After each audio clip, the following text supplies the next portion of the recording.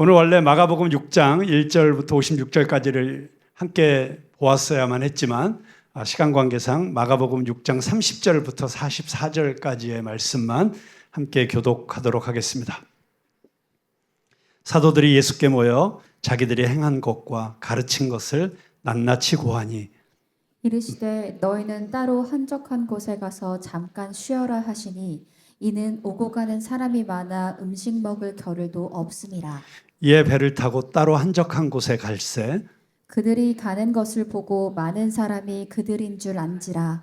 모든 고을로부터 도보로 그곳에 달려와 그들보다 먼저 갔더라. 예수께서 나오사 큰 무리를 보시고 그 목자 없는 양 같음으로 인하여 불쌍히 여기사 이에 여러 가지로 가르치시더라. 때가 저물어가매 제자들이 예수께 나와 여짜오되 이곳은 빈 들이요 날도 저물어가니 무리를 보내어 두루 촌과 마을로 가서 무엇을 사 먹게 하옵소서. 대답하여 이르시되 너희가 먹을 것을 주라 하시니 여짜오되 우리가 가서 200데나리온의 떡을 사다 먹이리이까. 이르시되 너희에게 떡 몇 개나 있는지 가서 보라 하시니 알아보고 이르되 떡 5개와 물고기 2마리가 있더이다 하거늘 제자들에게 명하사 그 모든 사람으로 때를 지어 푸른 잔디 위에 앉게 하시니 때로 100명씩 또는 50명씩 앉은지라. 예수께서 떡 5개와 물고기 2마리를 가지사 하늘을 우러러 축사하시고 떡을 떼어 제자들에게 주어 사람들에게 나누어 주게 하시고 또 물고기 2마리도 모든 사람에게 나누시매 다 배불리 먹고 남은 떡 조각과 물고기를 12바구니에 차게 거두셨으며 함께 읽겠습니다. 떡을 먹은 남자는 5,000명이었더라. 아멘. 네, 사랑하는 우리 푸른나무교회 성도 여러분, 우리가 요즘 공동체 성경 공부를 통해서 마가복음을 공부하고 있습니다. 그런데 이 마가복음의 6장은 마가복음 전체의 하나의 전환점이라고 할 수 있습니다. 왜냐하면 지금까지는 예수님께서 그 모든 사역의 중심에 서 계셨습니다. 귀신을 쫓아내고 병자들을 고치고 풍랑을 잠잠케 하시고 하나님의 나라가 임했음을 말씀으로 선포하시는 일을 하셨습니다. 그런데 6장에서부터 예수님께서 이제 그 일을 제자들에게 위임하십니다. 이제 제자들이 복음을 전하는 주체가 됩니다. 이제 제자들의 훈련이 끝났고 세상 속으로 나아가야 할 때입니다. 그런데 흥미롭게도 이 제자들을 파송하시는 장면이 2가지 사건 사이에 끼어 있습니다. 하나는 예수님의 고향 나사렛에서 예수님의 말씀을 전하실 때 고향 사람들로부터 배척을 받으신 사건이 6장 1절부터 6절 사이에 나옵니다. 그리고 이 제자 파송 이후에 바로 마가복음의 기자는 세례 요한이 죽임을 당한 사건을 기록하고 있습니다. 이 2 사건 사이에 제자를 파송하는 이 장면이 등장하고 있습니다. 우리는 이렇게 묻습니다. 왜 예수님께서 제자들을 파송하시는 이 장면을 복음서의 기자는 이 2 사건 사이에 두었을까? 여러분, 이것은 단순한 이야기의 배열이 아닙니다. 우리가 지금 나가서 복음을 전해야 되는, 우리가 그리스도인으로서 세상을 변화시키고 이 세상 가운데서 빛과 소금으로 살아가야 되는 이 세상이 어떤 세상인지를 보여주기 위해서 의도적으로 이 2 사건 사이에 제자 파송의 장면이 들어있는 것입니다. 자, 먼저 예수님은 고향 나사렛으로 가셨습니다. 그곳에는 예수님과 가장 익숙한 사람들, 어렸을 때부터 함께 놀았던 친구들, 그리고 친척들이 있는 곳이었습니다. 그런데 그 사람들이 오히려 예수님이 행하시는 기적을 보고 또 예수님께서 가르치시는 그 권세 있는 말씀을 들으면서도 이렇게 이야기를 합니다. 마가복음 6장 3절 말씀을 한번 같이 읽어보겠습니다. 시작. 이 사람이 마리아의 아들 목수가 아니냐 야고보와 요셉과 유다와 시몬의 형제가 아니냐 그 누이들이 우리와 함께 여기 있지 아니하냐 하고 예수를 배척한지라. 여러분, 예수님을 하나님의 아들로 보지 못하고 마리아의 아들 목수로만 보았습니다. 왜 그랬을까요? 그들에게 선입관이 있었기 때문입니다. 고정관념이 있기 때문이었습니다.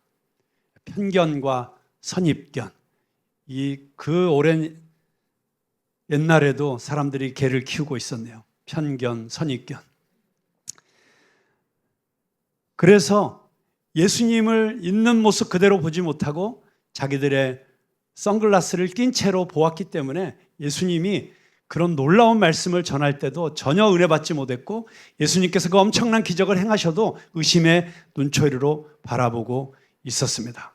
예수님께서 그들의 불신앙을 보시고 이상히 여기셨다.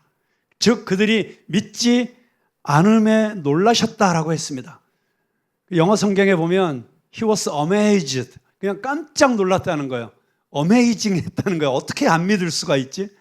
근데 뭐에 대해서 amazed 했냐면 lack of faith, 믿음의 결핍, 그들 안에 믿음이 전혀 없는 것에 대해서 놀라셨다라고 했습니다. 그토록 사랑하시면서 그토록 은혜를 베푸셨는데, 여러분, 예수님께서 다른 마을보다도 오히려 나사렛에서 말씀을 전할 때 더 열심히 정성껏 말씀을 전하지 않았겠습니까? 그런데 가장 가까운 사람들이 믿지 않았다는 것이 예수님을 놀라게 했습니다. 지금까지 마가복음을 보면 예수님이 깜짝 놀라신 경우가 있어요. 무엇에 놀라셨어요? 믿음 때문에. 특별히 전혀 믿을 것 같지 않은 이방인들이 예수님을 믿음으로 놀라게 했어요. 예수님의 비유 가운데 보면 전혀 하나님과 상관이 없을 것 같았던 사마리아 사람이 여리고길에서 강도 맞는 사람을 돕는 이야기를 하시는 걸 보면 예수님이 이 이방 사람들, 전혀 유대 종교의 핵심에서 너무 멀리 떨어져 있어서 하나님을 알지 못할 것 같은 사람들이 예수님에 대해서 오히려 믿는 것을 보고 깜짝깜짝 놀라시는 장면들이 등장하는데, 오히려 가장 예수님을 믿어야 될 것 같은 사람들이 믿음이 없는 것을 보고 놀라셨다. 여러분, 어쩌면 이 얘기가 오늘 우리에게 주는 도전이 무엇일까요? 그리고 나서 예수님께서 제자들을 파송하시고 나면 바로 뒤이어서 세례 요한의 죽음의 이야기가 나옵니다. 헤롯은 자신의 잘못된 관계를 책망한 요한을 감옥에 가둡니다. 자기 아내 헤로디아 때문에. 헤로디아가 너무 불편했거든요. 왜냐하면 이 헤롯 왕의 동생 빌립의 아내였는데, 이 빌립을 죽이고 그 아내를 빼앗아서 자기 아내를 만든 거예요. 마을 사람들이 수군거리고 있는데 아무도 말을 못했어요. 권력자의 그 위세 앞에서. 그런데 세례 요한만 당당하게 잘못됐다고 이곳저곳에서 가르치니까 부인이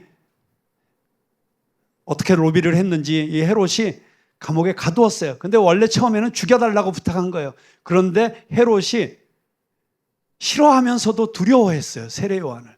그런 거잖아요. 우리가 정말 진리 가운데 서면 어쩌면 세상 사람들이 우리를 싫어할 수 있어요. 그렇지만 그들 마음속에 두려움이 있는 것입니다. 존경하는 마음이 있는 것이죠. 그래서 죽이지 못하고 있었어요. 그런데 자기 생일 잔칫날 헤로디아가 계략을 써서 자기 딸 살로메로 하여금 너무 매력적인 춤을 추게 하고, 거기에 푹 빠진 이 헤롯이 야, 뭐든지 말만 해, 내가 이 나라의 반이라도 줄게 했더니 살로메가 어머니랑 상의를 해요. 어머니가 야, 세례 요한의 목을 달라 그래. 그래서 그 당대의 최고의 의인이, 그 당대의 최고의 선지자가 정말 어처구니 없는 죽임을 당한 사건이 기록되어 있습니다. 여러분, 복음을 전하는 세상, 우리가 나가서 살아야 되는 세상, 어쩌면 세상이 바로 이런 곳이라는 것을 우리들에게 보여주고 있는 것입니다. 복음을 거절하고 비난하고 거기서 그치지 않고 자기들의 마음이 불편하기 때문에, 또는 정말 진리로 이 세상을 바로잡고 더 나은 세상을 만들려고 하기 때문에 그 기득권을 가진 사람들이 진리를 왜곡하고 심지어 진리를 외치고 복음을 전하는 자의 생명까지도 빼앗을 수 있는 곳이 이 세상이라고 하는 것입니다. 그래서 예수님이 제자들을 세상으로 보내시면서 내가 너희를 세상에 보내는 것이 마치 이리들이 우글거리는, 늑대들이 우글거리는 곳에 양떼를 보내는 것 같다, 이렇게 마음을 정직하게 토로하셨던 것입니다. 그러나 그런 위험이 있음에도 불구하고, 그렇게 어려운 곳임에도 불구하고 예수님께서는 너희는 세상을 등지고 산속에 들어와서 나랑 수도원 짓고 같이 살자, 이렇게 하지 않으시고 오히려 세상으로 보내시고 계십니다. 이제 몇 주 후에 우리가 보게 될 장면이지만 예수님께서 베드로와 요한과 야고보를 데리고 변화산에 올라가셔서 그곳에서 비로소 자신의 육신의 한계 속에 감추어 두셨던 그 신적인 영광을 마음껏 드러내시면서 모세와 엘리야와 함께 구름에 휩싸여서 너무나도 신비로운 장면이죠. 얼마나 영광스럽고 신비로운 장면이었던지 베드로가 정신이 없어져가지고 주님, 우리 내려가지 말고 여기다가 초막셋을 짓고 여기서 살죠 라고 했을 때 예수님께서 뭐라고 말씀하십니까? 밤 깊도록 동산 안에 주와 함께 있으려 하나 괴로운 세상에 할 일 많아서 나에 가라 명하시네. 우리 찬송가의 가사처럼 예수님께서는 아니, 우리가 있어야 될 곳은 이 아름다운 이 영광스러운 산이 아니라 이제는 여기서 본 그 하나님의 영광을 가지고 다시 십자가와 고난의 길이 기다리고 있는 세상 속으로 가야 돼라고 하시면서 그들을 데리고 세상으로 내려오셨고, 세상에 내려오자마자 그곳에는 귀신 들려서 울부짖고 있는 한 아이를 고치지 못해서 힘들어하고 있는 제자들과 마주하는 이런 장면이 계속되고 있습니다. 그렇습니다. 예수님께서 우리들을 이 세상으로 보내십니다. 그런데 예수님께서 그냥 보내시지 않습니다. 제자들을 준비시켜서 보내십니다. 예수님께서 두 가지 준비를 시키십니다. 첫 번째 준비는 영적인 준비입니다. 마가복음 6장 7절 말씀 한번 같이 읽어보겠습니다. 시작. 12제자를 부르사 둘씩 보내시며 더러운 귀신을 제어하는 권능을 주시고. 자, 여기 보면 더러운 귀신을 제어하는 권세를 주셨다. 여러분, 싸움은 우리가 부닥치게 될 복음의 싸움은 말싸움이 아닙니다. 논쟁이 아닙니다. 이 싸움은 영적 전쟁인 줄 우리가 알아야 됩니다. 복음을 가로막고 있는 것은 어떤 논리나 어떤 제도가 아니라 사람들의 마음을 묶고 있는 이 사회를 사로잡고 있는 어둠의 권세이기 때문입니다. 그래서 예수님은 제자들에게 귀신을 제어하는 권세, 곧 영적 권위를 주셨습니다. 우리 그리스도인들이 이 땅을 뒤덮고 있는 어둠의 권세, 거짓의 영을 몰아내야 합니다. 부패와 타락과 부정과 불의, 탐욕과 더러운 쾌락의 추구와 영적 혼합주의와 우상숭배, 이 모든 영적인 어두움과의 싸움에서 우리가 이기기 위해서는 우리가 영적으로 철저하게 무장되어 있어야 합니다. 그래서 사도 바울이 에베소서에서 우리에게 말한 것과 같은 전신갑주를 취해야 우리가 영적 싸움에서 이길 수 있습니다. 교회는 어떤 곳입니까? 교회는 물론 따뜻한 곳입니다. 유치원 같은 곳이 되어야 하기도 합니다. 때로는 병원이 되어야 됩니다. 그러나 이 시대의 진정한 교회는 논산훈련소가 되어야 됩니다. 평소랑 좀 말이 달라졌죠. 우리 교회는 논산훈련소가 아니라 육군사관학교다 그랬는데 맞습니다. 논산훈련소가 됐든 하사관학교가 되었든 갑종학교가 되었든 육군사관학교가 되었든 경찰대학이 되었든 우리는 영적 전쟁을 치르는 용사들로 훈련되어야 합니다. 그것이 이 땅에 푸른나무 교회가 존재하는 이유인 줄로 믿으시기 바랍니다. 두 번째, 예수님께서는 영적인 준비뿐만이 아니라 물질적인 준비도 시키셨어요. 우리가 이 세상에 살면서 그냥 살 수는 없잖아요. 우리 신미식 작가님이 마다가스카르에 가서 애들을 매일 빵 나눠주고 달걀 후라이 해주려면 뭐가 있어야 돼요? 쩐이 있어야 되잖아요. 이게 어떻게 보면 쩐의 전쟁이잖아요, 이 세상에. 그런데 여러분, 놀랍게도 예수님께서 물질적 준비를 시키시는데 이렇게 시키십니다. 마가복음 6장 8절과 9절을 보겠습니다. 시작. 명하시되 여행을 위하여 지팡이 배에는 양식이나 배낭이나 전대의 돈이나 아무것도 가지지 말며 신만 신고 두 벌 옷도 입지 말라 하시고. 아멘. 여러분, 이거 완전히 무장해제 아닙니까? 지팡이 외에는 아무것도 가지지 말라. 전대도 돈도 여벌 옷도 가지지 말라. 너무하신 것 아닙니까? 전쟁에 나가는데 보급이 없으면 어떻게 싸우겠습니까? 그런데 예수님은 아무것도 가지지 말라라고 하십니다. 근데 여러분, 오해하지 마십시오. 이것은 우리 그리스도인들에게 무소유나 청빈에 대한 명령이 아닙니다. 그랬다면 우리는 다 수도원 들어가서 살아야죠. 예수님께서 의도하신 것은 훈련의 시간이었습니다. 그 기간 동안 제자들이 어떤 상황 속에서도 하나님만 의지하도록, 비록 내 통장에 한 푼도 남아있지 않아도, 비록 내가 가진 것이 아무것도 없어도, 우리가 부딪히고 있고 맞닥뜨리고 있는 문제들은 너무나 크고 거대한데 우리 힘으로는 그것을 해결할 수 있는 능력이 없어도 이 문제를 해결할 수 있는 어떤 자원이 우리에게 없어도 그럼에도 불구하고 하나님께서 가라라고 하실 때, 예수님께서 나를 대신해서 내가 가질 수 없니라고 부탁하실 때 그냥 담대하게 순종하고 나갈 수 있는 것, 그것을 훈련시키시는 것입니다. 그렇습니다. 우리가 이 세상 속에 살면서 이 세상이 추구하는, 그리고 이 세상이 우리에게 줄 수 있다고 약속하는 그것들에 우리가 연연해하고 매여 있고 묶여 있는 한 우리는 절대로 세상을 이길 수 없습니다. 여러분, 이 세상은 결국 돈과 권력입니다. 근데 그 돈과 권력을 추구하고 거기에 이제 하나 더 붙인다면 명예겠죠. 그것들을 추구하고 그것에 매여 있고 그것에 연연하는 한 우리는 절대로 진리의 편에 서기가 힘듭니다. 담대하게 단순하게 거절할 수 있을 때, 그때 우리는 하나님이 진정으로 우리에게 요구하시는 삶을 살아낼 수 있다고 하는 것입니다. 그런데 예수님께서 왜 이렇게 하셨을까요? 그것은 걱정하지 마라. 너희들이 아무것도 가지고 있지 않아도 나와 함께 있다면, 너희가 내 이름을 믿고 의지한다면, 철저하게 100% 나를 신뢰한다면, 그래서 너희는 먼저 그의 나라와 그의 의를 구하라. 그리하면 이 모든 것을 너희에게 더하시리라. 이 약속을 믿을 수만 있다면 내가 책임진다. 그리고 하나님께서 책임지시고 공급하시는 삶이 어떤 것인지를 이 기간 동안에 맛보라고, 경험하라고 알려주시는 것입니다. 그래서 여러분, 옛날에 CCC라는 대학생 선교단체에서는 여름 수련회가 끝나면 정말 은혜 받고 막 성령 충만해서 펄펄 뛰는 청년들에게 일부러 거지 전도 여행을 시켰어요. 지갑 속에 한 푼도 갖고 가지 못하게 하고 그냥 둘씩 짝지어서 전도 여행을 보냈습니다. 성경에 있는 그대로. 그리고 그들이 갔다가 돌아와서 하는 얘기는 놀라운 것들이었어요.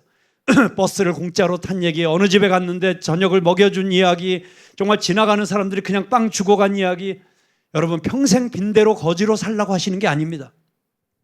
이 전도 여행이라고 하는 이 특별한 시간 동안에 하나님만이 나의 공급자이시고 하나님만이 나의 인생을 책임지실 수 있다는 이 사실을 뼛속 깊이 깨달아 알고, 그 다음에 혹시 그 다음에는 직장을 가지더라도 무엇을 하더라도 절대로 이 세상이 유혹하는 어떤 것이라도, 그것이 돈이 되었든 쾌락이 되었든 물질이 되었든 권력이 되었든 헛된 명예가 되었든 그런 것에 연연하지 않고 오직 하늘나라의 가치를 붙잡고 살아가는 사람이 되라고 말씀하시고 계시는 것입니다.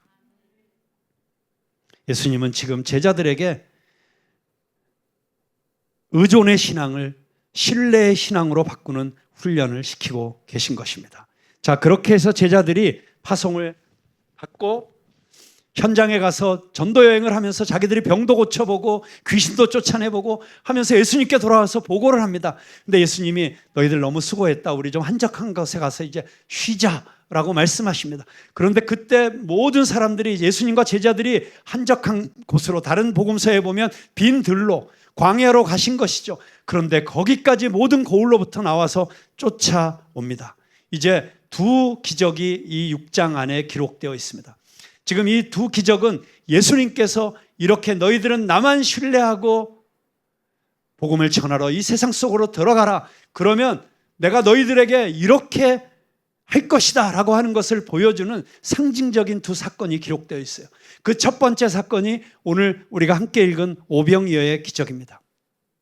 날이 저물어 갑니다. 너무 많은 사람들이 몰려왔어요. 제자들이 와서 예수님께 이야기합니다. 예수님, 이 사람들을 빨리 마을로 보내서 먹을 것을 사 먹게 하십시오. 이 사람들 우리가 다 먹이려면 200데나리온이나 되는, 한 노동자의 2년치 품삯에 해당되는 엄청난 돈이죠. 이게 있어도 이거 어디 가서 사다 먹이겠습니까? 걱정을 합니다. 그런데 예수님께서 말씀하십니다. 너희에게 있는 것이 무엇이냐? 떡 5개, 물고기 2마리 뿐입니다. 너무 작습니다. 이걸 가지고 누구 코에 붙이겠습니까? 그런데 예수님께서 그것을 가져오라고 말씀하시고 그것에 축사하시고 떼어서 제자들에게 주시면서 사람들을 무리를 지어 앉게 하신 다음에 그것들을 나누어 주기 시작하셨는데, 성경에 보니까 5,000명이, 남자만 5,000명이 먹었다고 기록되어 있습니다. 여러분, 제가 가장 성경에서 좋아하는 이야기이기 때문에 제가 수도 없이 설교를 해서 더 이상 설교를 더 내용을 얘기할 필요조차도 없을 것입니다. 이 이야기의 핵심이 무엇입니까? 너희가 가진 것이 아무리 적다고 할지라도, 너희가 해결해야 될 문제가 너무나도 거대하고 너희들이 가진 자원은 아무리 작은 것이라고 할지라도 그것을 내 손에 올려놓으면, 전적으로 나를 신뢰하고 나와 함께하면, 그리고 너희들이 한 마음으로 함께할 수만 있다면 기적이 일어날 것이다. 어떤 어려움도 극복할 수 있을 것이다. 어떻게 우리가 마다가스카르의 그 가난을 해결할 수 있다고요? 우리가 할 수 있는 게 아무것도 없죠. 그런데 가서 가족 사진을 찍어주고 아침에 빵 하나를 나누어주는, 정말 어쩌면 그 나라 전체의 문제와 비교해 본다면, 그리고 거기에 작은 도서관을 세워주고, 그것이 정말 뭘 변화시킬 수 있겠어요? 얼마나 많은 그 3천만 인구 중에 몇 명에게나 혜택을 줄 수 있겠어요? 그런데 그냥 내가 할 수 있는 일을 하면 하나님께서 그 다음은 책임지시겠다는 것입니다. 우리나라도 마찬가지 아닙니까? 우리나라가 지금 겪고 있는 이 모든 문제들과 어려움 가운데 우리가 그것을 해결할 수 있는 능력이 우리에게 있습니까? 우리 그리스도인들이 이 문제를 다 바로잡을 수 있습니까? 그런데 내가 할 수 있는 일을 내가 있는 그 자리에서 하면 하나님께서 기적을 일으켜 주시겠다고 하는 것입니다. 문제는 우리의 부족함이 문제가 아닙니다. 내가 이것을 주님께 드리느냐 드리지 않느냐가 문제입니다. 작은 것이라도, 작은 믿음이라도 주님의 손에 올려드리면 놀라운 기적이 시작되게 될 것입니다. 자, 이 오병이어의 기적이 끝났습니다. 사람들이 난리가 났죠. 다른 복음서에 보니까 예수님을 왕으로 삼으려고 했대요. 그런데 예수님께서는 서둘러 제자들을 호수 건너편으로 보내십니다. 왜요?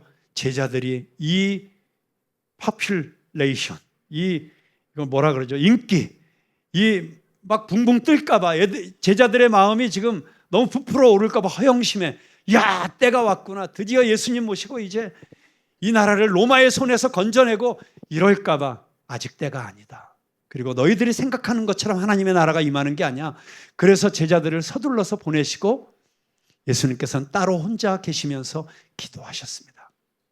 여러분, 어쩌면 힘들고 어려운 게 우리에게 더 큰 시험이 아니라 우리가 성공하고 우리가 모든 것을 가졌다고 생각하고 내가 원하는 것을 이루었다고 생각할 때가 오히려 더 큰 시험의 때가 될 수 있음을 우리는 이 모습 속에서 깨달아야 됩니다. 아니나 다를까 제자들이 강 건너편으로 건너가고 있는데 웬일인지 가도 그냥 제자리인 거예요. 바람이 불어와서 길을 쓰고 죽을 힘을 다해서 노를 저어도 배가 나아가질 않아요. 칠흑 같은 어둠이 그만 호수 한가운데 있는데 덮쳤어요. 그리고 폭풍이 몰아치기 시작합니다. 죽을 것 같습니다. 제자들이 당황했어요. 이 폭풍을 어떻게 우리가 견뎌낸단 말인가? 여러분, 제자들 중에 상당수는 평생을 갈릴리에서 고기 잡던 어부들이었어요. 그 어부들이 두려워 떨 정도였으면 얼마나 큰 폭풍이 몰아쳤겠습니까? 죽는 줄 알았어요. 그런데 놀랍게 예수님께서 그 배 옆을 지나가십니다. 제자들이 예수님인 줄 알아보지 못하고 뭐라고 소리쳤어요? 귀신이다! 여러분, 어두워지면 왠지 모든 게 다 커 보이잖아요. 두려움 가운데 있으면 모든 게 더 과장되게 보여지는 거잖아요. 중요한 것은 현상이 아니라 그 현상 때문에 생겨나는 우리의 두려움이잖아요. 이 두려움을 가지고 사탄이 우리를 조종하고 있지 않습니까? 이 두려움 때문에 말하지 못하게 하고 모든 것을 잃을까 봐, 죽을까 봐 말 못하게 하고 행동하지 못하게 하는, 그게 사탄의 조종 아닙니까? 그런데 예수님께서 그들에게 뭐라고 말씀하십니까? 안심하라. 두려워하지 말라. 에고 에이미, I am, 나다. 이것은 하나님께서 자신을 계시하실 때 드러내시는 말씀이시죠. 에고 에이미, I am. 뒤에 아무것도 붙지 않아요. 그냥 나는 나다. 바로 야훼 하나님, 그분이 육신을 입고 이 땅에 오셨다는 것을 보여주고 있습니다. 그런데 그 순간 안심하라, 두려워하지 말라 말씀하시는 그 순간 폭풍이 멈추고 바다가 고요해졌습니다. 제자들이 너무 놀랐습니다. 아니, 어떻게 이럴 수가? 어떻게 이런 일이 가능하지? 그런데 성경은 이렇게 기록하고 있습니다. 52절 한번 읽어볼까요? 52절 시작. 이는 그들이 그 떡 떼시던 일을 깨닫지 못하고 도리어 그 마음이 둔하여졌음이라라. 자, 지금 성경이 뭘 기록하고 있냐면 제자들이 예수님이 등장하시고 이 폭풍이 순식간에 잠재워지는 이 사건을 보고 깜짝 놀랐다는 거예요. 어떻게 이런 일이? 그런데 그게 참 놀라운 일이라는 거예요. 아니, 어떻게 놀랄 수가 있지? 왜요? 조금 전에 무슨 일이 있었다고요? 그 떡 떼시던 일. 보리떡 5개, 물고기 2마리로 5,000명이 먹는다는 게 이게 보통 일입니까? 이건 상상할 수 없는 일이잖아요. 너무 충격을 받았잖아요. 그리고 그것을 통해서 이분이 하나님이시구나. 하나님의 아들이시구나. 이분은 전능하신 분이시구나. 자연의 모든 현상을 뛰어넘으시는 분이시구나. 그 사실을 깨달았으면 예수님 오셨으니까 이제 이거 잠잠해지겠네. 기대하는 게 마땅한 거 아니에요? 그런데 오히려 더 놀랐다. 어떻게 이런 일이에요? 여러분, 어쩌면 이것이 우리의 모습 아닙니까? 하나님께서 수없이 은혜를 베푸셨는데도 조금만 흔들리면 또 불안해하고 또 놀랍니다. 믿음은 한 번의 기적으로 완성되지 않습니다. 폭풍 속에서, 두려움의 자리에서 예수님이 누구이신지를 다시 배우는 과정입니다. 팀 켈러 목사님이 이런 말씀을 하셨죠. 기적의 핵심은 사건이 아니라 인물이다.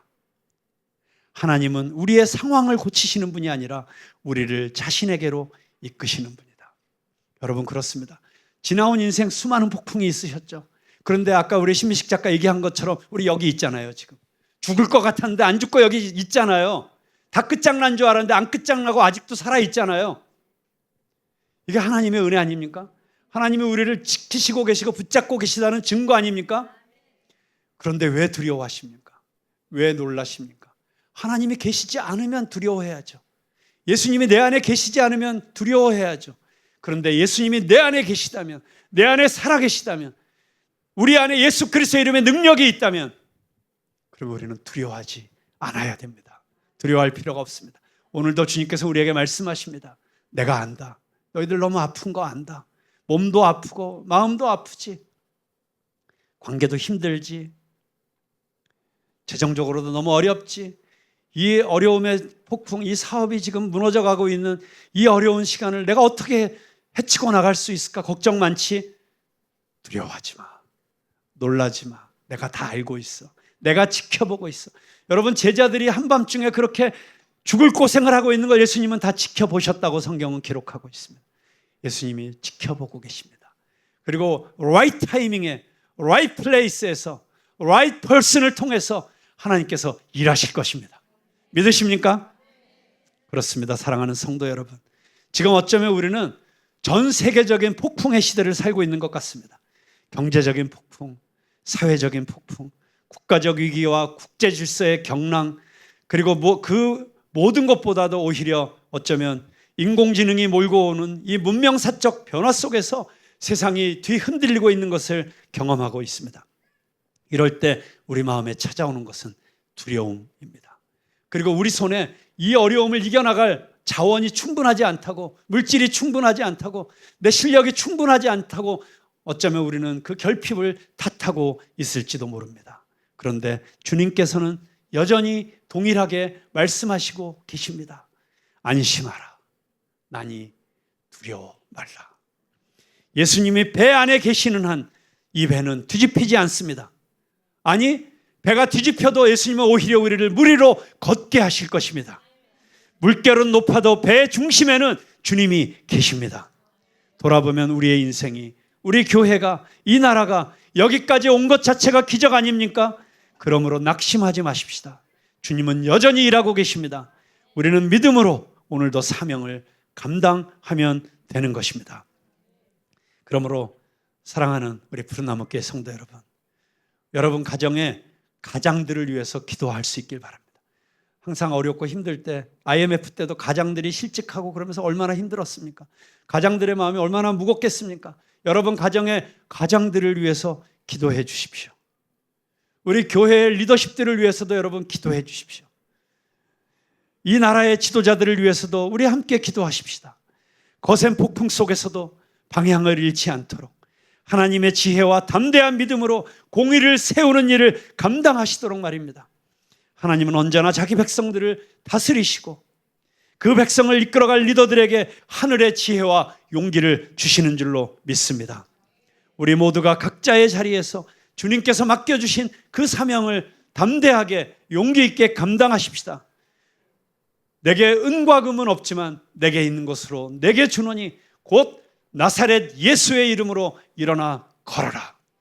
우리 이웃들에게, 이 세상에 지쳐있는 이웃들에게, 절망 가운데 있는 우리 친구들에게 담대하게 하나님이 주시는 권세, 예수님이 우리에게 위임하신 권세를 가지고 선포하는 저와 여러분이 되기를 바랍니다.